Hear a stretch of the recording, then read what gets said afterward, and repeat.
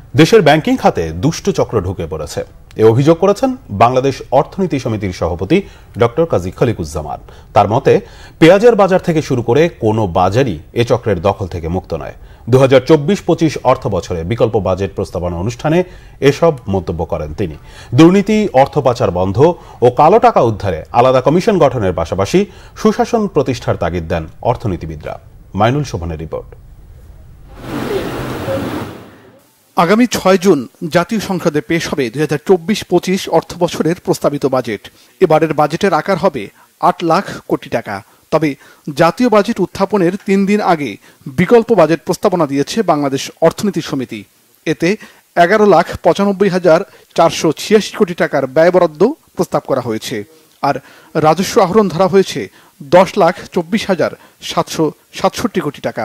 সমিতির আলোচকদের মতে, সুশাসন থাকলে প্রস্তাবিত বিকল্প বাজেট বাস্তবায়ন অসম্ভব নয়। শোভন বাংলাদেশ বিনির্মাণ ও বৈষম্য নিরসনকে মূল লক্ষ্য ধরে প্রস্তাবিত বিকল্প এ বাজেটে রাজস্ব আয়ে নতুন 27টি উৎস তৈরির প্রস্তাব করা হয়। সরকারের আয় বাড়াতে সম্পদ কর, অতিরিক্ত মুনাফার উপর কর, কালো টাকা ও পাচারকৃত অর্থ ফিরিয়ে আনার উপর জোর দেন বক্তারা। ক্ষোভ জানান বর্তমান কর জিডিপির হার নিয়েও। কালো টাকার পরিমাণ বছরে যেটা প্রডিউস হয় সেটা জিডিপি 33% থেকে 66% পর্যন্ত হতে পারে।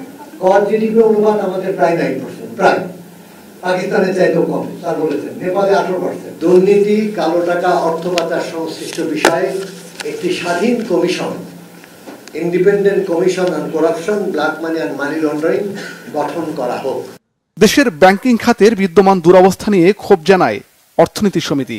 সুশাসন প্রতিষ্ঠায় আর্থিক খাতে ডিজিটালাইজেশনের উপর জোর দেন অর্থনীতিবিদরা। ব্যাংক খাতের কথা বলেছেন, এখানে দুষ্টচক্র আছে। দুষ্টচক্র পেঁয়াজের বাজারে যেমন আছে, আলুর বাজারে আছে, ডলারের বাজারে।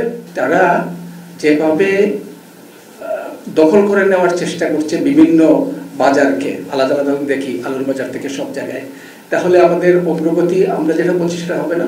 কালো টাকার কথা বলছেন, উদ্ধারের ব্যাপারে যেটা বলেছেন সেটা হলো রাজনৈতিক সদিচ্ছার দরকার।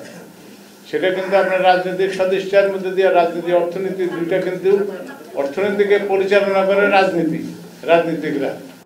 অনুষ্ঠানে জানানো হয়, 1972 সাল থেকে 2023 পর্যন্ত দেশে পুঞ্জীভূত কালো টাকার আনুমানিক পরিমাণ 1,32,00,000 কোটি টাকা, আর 2024 অর্থ বছরে জমাকৃত টাকার কেবল 1%-ও কম উদ্ধার করতে পারলেও সেটিকে বড় অর্জন হিসাবে বিবেচিত হবে বলে মত দেন বক্তারা।